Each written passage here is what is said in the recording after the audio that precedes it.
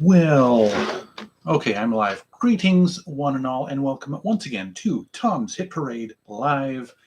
Yeah, that's my first regularly scheduled live video in, 3 weeks? Sorry for the lack of content lately. It's just been one thing after another. Well, that's me being dramatic. No, it's several different factors. That's what I'm trying to say. But in the interest of recognizing the fact that I have not done a lot of videos lately, I thought I would double up and give you both a bargain bag, which is my monthly hunt for buried audio treasures in the form of a mystery CD grab bag with 8 CDs in it, taken from the bargain wall at Epic Seconds in downtown Eugene, as well as my playlist, which is where I just talk about the stuff that I've listened to for no other reason than listening to it. Over the past, it's usually over the past month, but I've been kind of irregular with my playlist lately, so it covers the last 6 weeks, probably 2 months, more like. But anyway, yes, with Bargain Bag, those of you who don't know, I talk about the 8 CDs that came in last month's Bargain Bag, tell you what I thought of them in rough order from cast-offs to keepers, and then I open up the new bag, the one that I pretty much don't know what's inside it. I mean, I got all the CDs that go inside these bargain bags, but I sealed them all up at once, and that was back in last August, so I don't remember what's in the bags. But anyway, oh, and by the way, if you, for whatever reason, are not interested in bargain bag, within about 24 hours of when I do this video, I put chapter markers in it, so if you want to snap right to playlist, you can just go a little bit below. It'll be near the top of my description will be the time markers, so if you don't care about bargain bag, you can snap away to your heart's content. Anyway, let's go ahead and get started on the recap, the breakdown of last month's bargain bag. First one we have here is Thornley. They are an alt-rock group, post-grunge, sort of. They remind me of Nickelback, and probably because I believe it's these guys who, the frontman for Nickelback was Chad Kroeger, recognized them or discovered them. That's the word. And signed them to his label. I think that's the story with these guys. I might be conflating it with something else. I did look up on Wikipedia, so if that's not true, then my memory sucks. But anyway, yeah, just okay stuff. Not really. Yeah, the post grunge, heavy alt rock kind of stuff has to really, well, any genre really has to stick out in some way for me to notice it with as much music as I listen to. Up next, we have an R&B singer, Brian McKnight. I'm sure you've heard of him. He's just pretty much okay. I mean, he's a good singer. It's just the material just did not stand out in any way with me. So, yes, this is his self-titled album. I believe it's his debut. Not bad at all. But I won't be keeping it just because none of the songs really stuck out in my mind.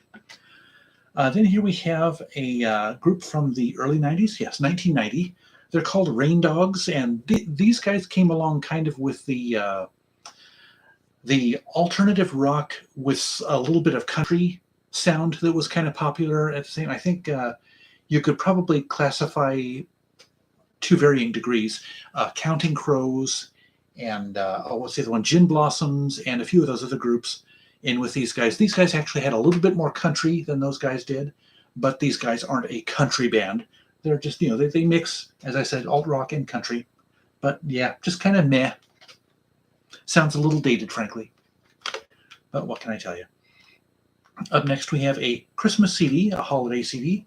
It's called Navidad. It's by Lara and Reyes.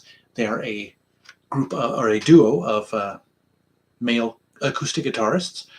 Not bad stuff. I actually will probably keep this and listen to it again when the holiday rolls around. It's kind of weird listening to holiday CDs in May, even though the weather here in Oregon has been very winter-like over the last pretty much all spring long. No snow. We haven't gotten snow in 2 months, but just very chilly. The temperatures have been 10 to 15 degrees below what's normal for this kind of year, and we've gotten almost nonstop rain, or rainy days. That is, days with rain have been almost nonstop. Today is one of the exceptions. It's very nice out there, actually. But anyway, I digress. Not a bad album. I've heard better holiday albums, but I've heard worse also. So, but yes, I'm going to keep this one, and I may revisit my thoughts on it when the holiday season comes around. So, and then we're getting into the approaching the keepers. This one, it was kind of okay. I might give it one more listen. Brooks and Dunn. It's a country CD. The album's called Steers and Stripes. You can't get much more country than that. The opening track, Only in America, is kind of it's not really a flag waving thing. It's just, talks about the things that make America appealing: small town America, rural America. Of course, this was made back in 2001. I want to say, yes, 2001, before the South became known for, well, other things that I won't go into. I like to keep this channel happy.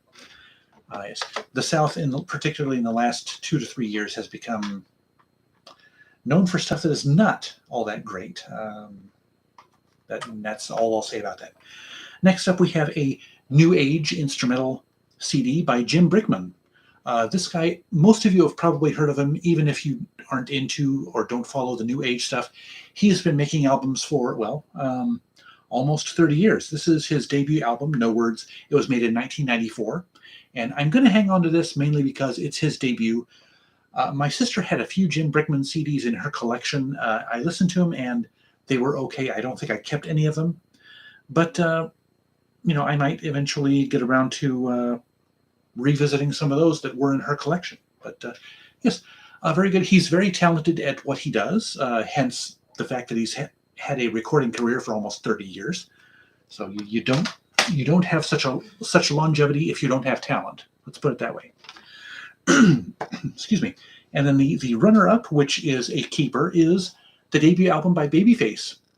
And this was actually released independently, but this was put on, this is the Columbia, I don't know if you can see it, the light's a little bit intense, but the Epic Records reissue that was put out after his sophomore album came out and was rather successful.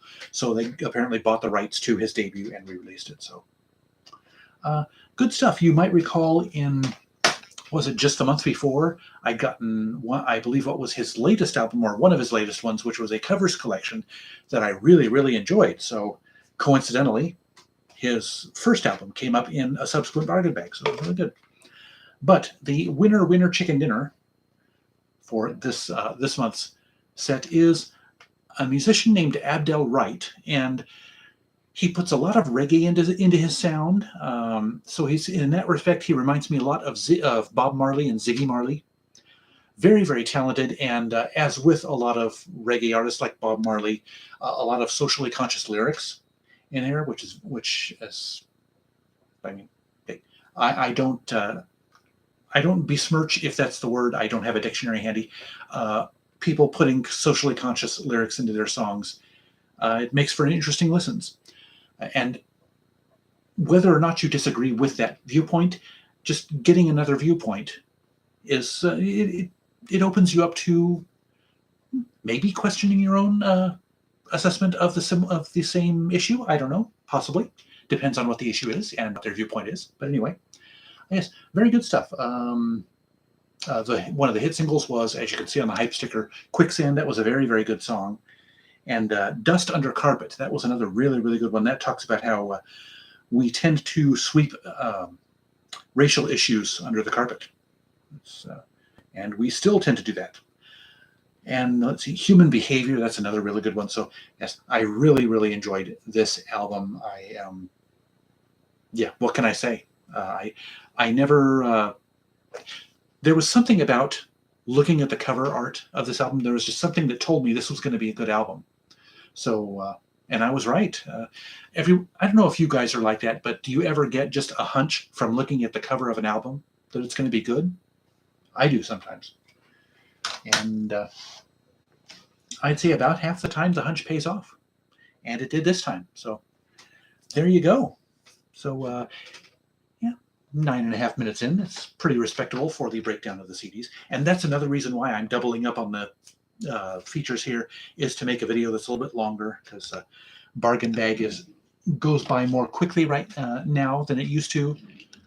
So I kind of like to make my videos more than like 20 or 30 minutes long. So So anyway, the bag, as you can see, is still sealed. I don't have a memory. I honestly don't even have a really fuzzy memory of what's in these bags. I put them all together so quickly. I put like 24 bags together all at once. So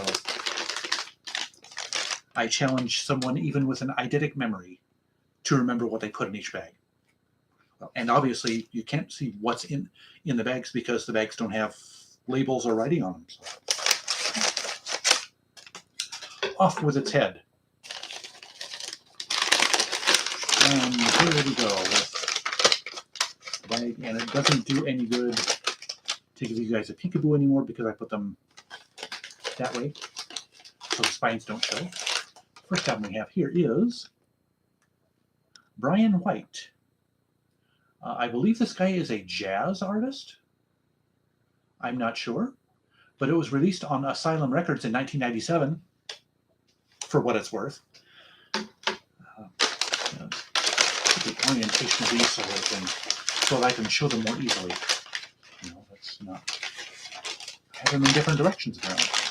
Anyway, the second one here is Smokey Joe's Cafe: The Songs of Lieber and Stoller. Now this one, I guess this was a Broadway show at one point, but Jerry Lieber and Jim Stoller. I don't remember their first names. Oh, yeah, Jerry Lieber and Mike Stoller. They're written right on the cover. Anyway, they did so many of the great pop and soul and R&B songs of the 50s and 60s. Their writing credits would probably astound you if you're not familiar with them, but yeah, had to pick this one up, and it's done by the Broadway cast. I have no idea who was in the Broadway cast. There could be some singers that I know of that are singing these songs, but I figured, hey, with a track listing made up purely of the songs of Lieber and Stoller, it can't help but be excellent. Next up we have here is, Patti LaBelle.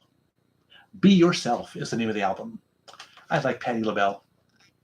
I don't necessarily love her. I'm not a huge fan of her, but whenever she sings, I can't help but be enchanted by her voice. And this might cause me to pick up more Patti LaBelle albums. Next up in the bag we have Versus. Oh, it's the Usher's album Versus. Yeah, I've heard a few Usher songs, not a lot. His song "Yeah," which was a huge hit back in early 2000s, I think it was. I think I've got the CD single of that, but that's pretty much the only song of his that I really know. So this has features from Pitbull, Jay-Z, and Justin Bieber on it. This is his 2010 album. Oh, so this was when Justin Bieber was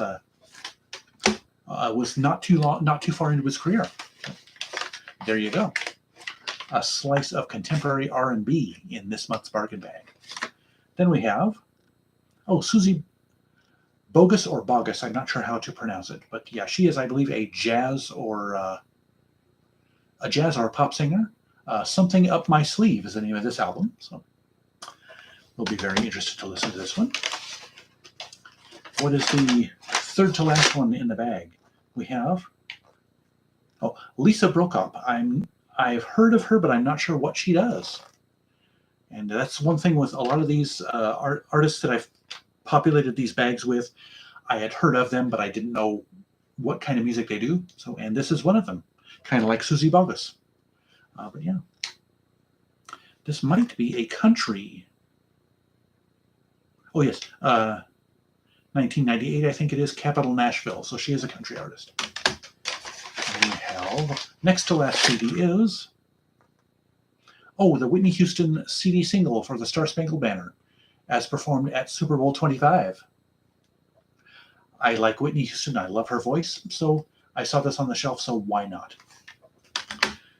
Best thing is that'll take no time at all to listen to, because it's only 2 tracks. Yes, Star Spangled Banner and America the Beautiful. And then we have John Tesh, Let's Rock. Okay, John Tesh he's the butt of a lot of jokes, but honestly, he makes pretty darn good music. I've got a couple of his early albums. And so this is one of his later albums, 1997, mid-period, I think. That's called Avalon. I think I had this one on cassette from Sue's Cassette Haul that I got a couple of years ago, and kind of liked the sound of a few of the songs on it, so I think that's why I picked it up. So I can listen to it again in all of its digital glory on CD. So there you have it. 8 new CDs to listen to over the coming months, and then tell you guys what I thought of them. So let me take a quick water break here.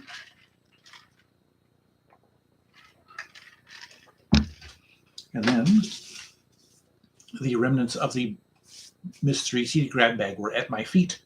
Had to kick them out of the way. Anyway, let's go ahead and get on with my playlist for May/April, because it's been that long.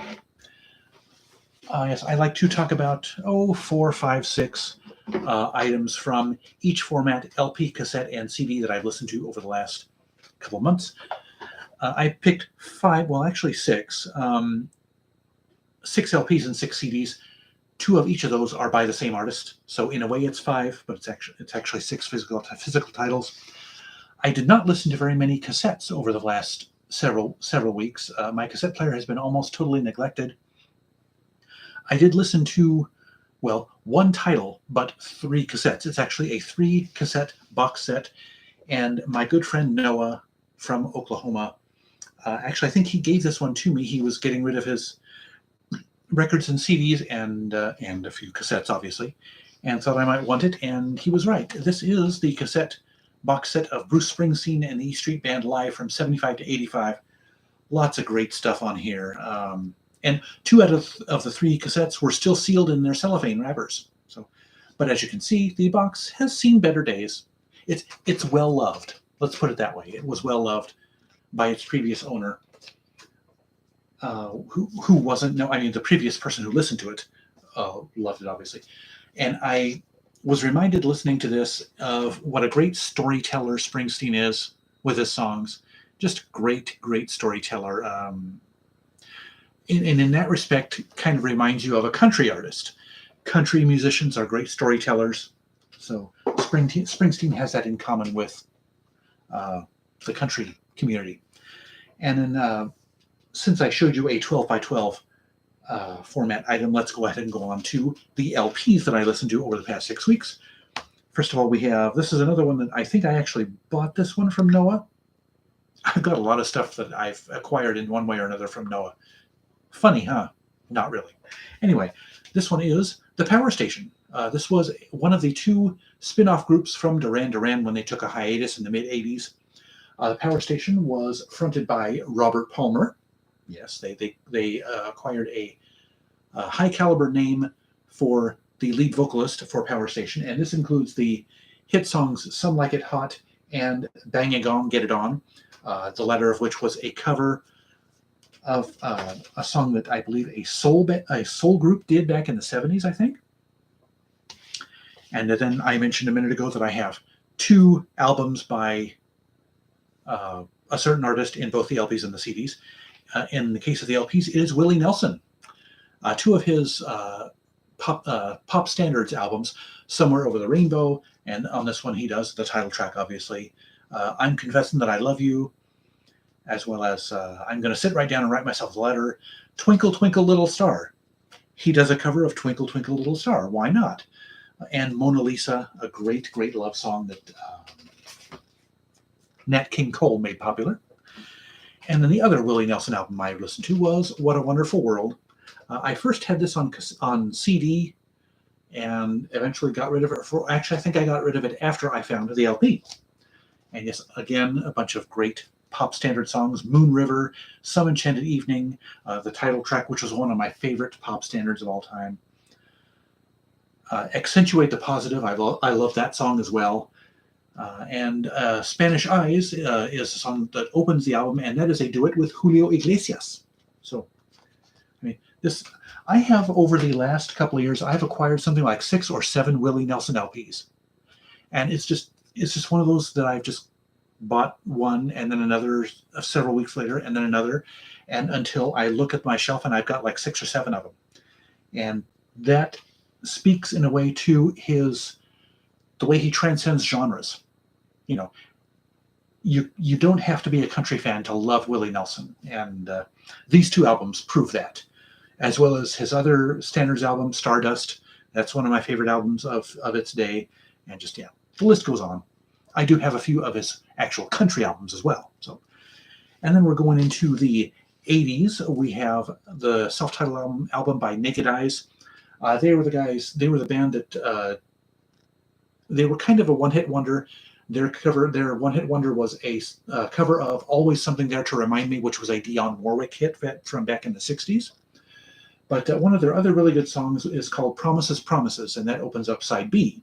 "Always Something There to Remind Me" opens up side A.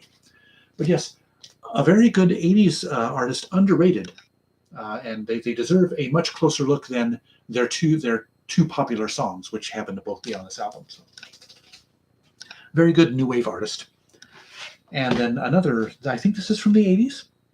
Yes, 1981, so just barely from the 80s. Joan Armatrading. I've been aware of her for many, many years. Never bothered taking a chance and listening to any of her stuff. And I finally did. I picked up a couple of her albums from House of Records a couple weeks ago. And this one was pretty good. I figured, well, maybe just kind of a guess, really, more than conjecture or hypothesis or whatever, that her albums from the 80s might be the ones that I would like the most. So I started from there. She started back in the 70s. But yeah, this one, there are a few good songs on here. When I Get It Right was really good. And one of the more peculiar songs on here, but one of the ones that I enjoyed the best, was called Eating the Bear.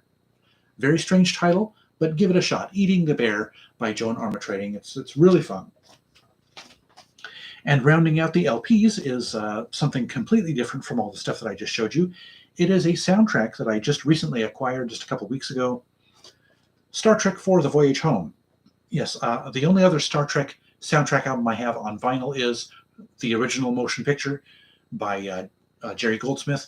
This is probably the least adventurous and least enjoyed Star Trek film soundtrack, but it's one of my sentimental favorites. The movie itself is actually one of my favorite films of all time, but the soundtrack kind of suited it. It was a much smaller orchestra, and the movie was very lighthearted, so the soundtrack, the score was very lighthearted as a result.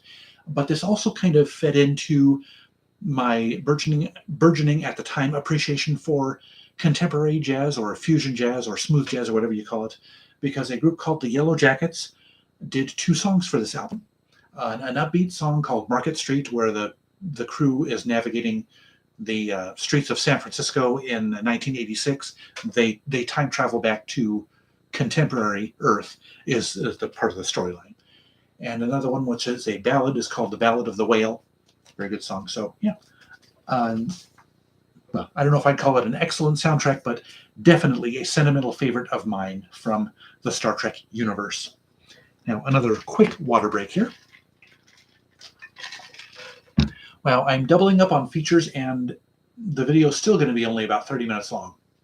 But there you go. Anyway, I do have a couple of things to talk about at the end of that I forgot to talk about before I started playlist. Talk about the end of the video, just the Rock and Roll Hall of Fame inductees. I want to talk about that for a few minutes after I do the CDs on my playlist. First one we have here is Fantasia, her sophomore album, self-titled. Pretty good. I mean, she's got a heck of a voice. I mean, let's not mince any words about that. She's a fantastic voice. It's a reason she won American Idol in season 3. This one does venture a little bit closer to hip hop, and so incidentally, that means I probably won't like her third album, but I do have her debut, and this one, I found this one at a thrift store a few months ago. Then we have Rod Stewart, Unplugged. I've got quite a number of the Unplugged albums, the MTV Unplugged series. So I actually, this one was given to me by Noah. This was, I think, the only CD that I decided to keep out of his, when I was at his place back in last August. He offered me up a bunch of records and CDs and some cassettes. And if I wanted any of them, he said, go ahead and take them. This was one of those. So yes, I didn't get around to until this spring listening to this one. With the downside of CD backlogs, and especially the CD backlogs that as big as I let them get. And then we have one that I actually picked up on my most recent visit to Oklahoma back in March at a store called Vintage Stock. They had a big table of budget CDs, and this was on there. Diane Shore. Have you heard of Diane Shore? Sure you have. Anyway, dad joke, and I'm not a dad. Anyway, she is a jazz singer, and this is an album of cover songs, Great American Songbook standards from the 30s, 40s, and 50s. She's got a great voice. She is, again, an artist that I've heard of for the longest time, but never bothered to check out. Oh, no, actually, correction. I do have, I think it's with Diane Shore, a B.B. King album where he teams up with Diane Shore and sings stuff. So I guess I'm wrong in that this is the only Diane Shore CD that I have. But then I'm not sure if it's Diane Shore that's on that other album. Yay, puns. Anyway, this one, I can't remember where I picked this one up, but it is The Four Tops, a definitive collection. No, that's right. I got this one at Josie Records in Tulsa in March. Yes, I love Motown. You guys, I've told you guys about my love of Motown before, and so I had to have an 18-song collection of their greatest hits. Reach Out, I'll Be There, and Baby, I Need Your Loving, and It's the Same Old Song. I Can't Help Myself, Sugar Pie Honey Bunch.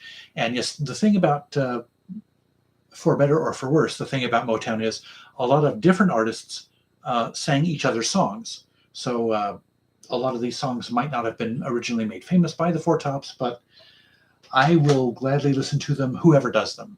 It's Motown. What can you say about Motown? And now the final artist is, again, the other twofer that I was talking about. In this case, it is the Pointer Sisters. Yes, I found these two CDs. Again, I found these in Oklahoma at Starship Records and Tapes.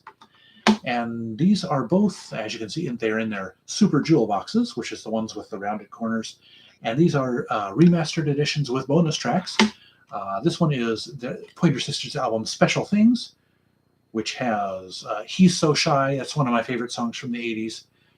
And are there any other really good singles on here? I'm not sure. Oh, and it also has, I actually didn't realize this until after I bought it, and I am so glad. But this has, as a bonus track, the B-side Moving On, which was the B-side to He's So Shy.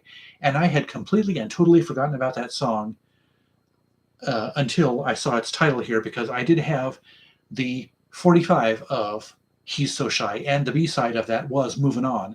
And as soon as I read the title, Moving On, the song came back to my brain instantly, after not having thought about it for 30, 35, 40 years. Isn't it weird when that happens? I don't know if that's ever happened to you guys, but it is first class weird, creepy, freaky when that happens. Sometimes that sensory memory or that music memory, just bam, it's there. Strange. Anyway, and the other Pointer Sisters album I picked up, also a remastered edition with bonus tracks, is their album So Excited. And of course it has the title track, I'm So Excited, as well as, let's see, American Music. That's another lesser single of theirs. I thought this had a couple more big hits on it, but maybe not. But hey, it's the Pointer Sisters. And in my opinion, you really can't go wrong with the Pointer Sisters. Just a fantastic, fantastic trio. And there's actually another album of theirs that I really want, and it is also available on that, in the same format, remastered with bonus tracks from the same reissue label that I want to get, and I have not picked it up yet, and I really want to pick that one. So anyway, that is it for my playlist. And also that was it for my bargain bag. I forgot to mention that at the end of the bargain bag. But before I go, I want to talk about the rock and roll, just a quick, my quick thoughts on the class of 2022 Rock and Roll Hall of Fame inductees. They gave the 80s some real props this time with Duran Duran, one of my favorite groups from the 80s, is being inducted into the Hall of Fame. as is Pat Benatar, one of the great female rockers of the 80s. Gotta love her. The Eurythmics, I mean, what can you say about the Eurythmics? Fantastic group, one of the best groups of the 80s. Lionel Richie is being inducted as a solo artist, and actually just saw today during lunch we replayed CBS Sunday Morning, which we DVR every morning, and they had a little profile of Lionel Richie. Oddly enough, though, they did not mention his newfound Rock and Roll Hall of Fame inductation, or whatever the word is, but what have you. Anyway, also on the list is Dolly Parton, which a bit of a stretch, but honestly, in my opinion, all music genres, all popular music genres, in one way or another, dovetail with rock and roll. So rock and roll has a little bit of country in it. You might not think so, but it does. Trust me. Carly Simon is another great artist, one of my sister's favorite artists. She's being inducted, as well as Harry Belafonte, who was one of my mother's favorite artists. So all sorts of favorites are being, family favorites are being inducted this year. So yeah, how about that? And, I don't know if there's a lot of controversy with the Rock and Roll Hall of Fame, since they are inducting, as you could see with this year's list, a lot of artists that are not strictly rock and roll. Take with that what you will. Honestly, you really can't take the Rock and Roll Hall of Fame terribly seriously. Kind of like the Grammy Awards, in my opinion. How seriously can you take those? Because the Grammy Awards are a popularity contest, seriously. So, my opinion with the Rock and Roll Hall of Fame kind of lines up with Kyle from Track by Track. If you watched his recent video about the Hall of Fame inductees, my thoughts kind of line up with his in respect to that. So anyway, well, I'm a little over half an hour. I guess I just kind of rifle through these videos more quickly than I need to. But then I don't like to have a lot of dead air sitting, you guys just sitting and staring at me. I don't know. I want to have something to give to you at a constant rate. But anyway, that does it for this video. I hope you enjoyed it. Remember to like, share, subscribe, all those good things. Check out my past videos if you will. Check out my Twitter and Instagram feeds. I guess there's really not lots of stuff going on there. In fact, I need to do a publicity push and promote a lot of my past videos from the last couple of months. On Instagram, I usually do that every week, every time I do a new video, but I've severely fallen off of that lately. So if you do follow me on Instagram, you will see a flurry of promotional posts for my videos in the coming day or two. But anyway, yes, hope you guys are doing well, and I hope you guys are having a great May, and we'll see you next time. And remember, life's too short to be a music snob. See you later.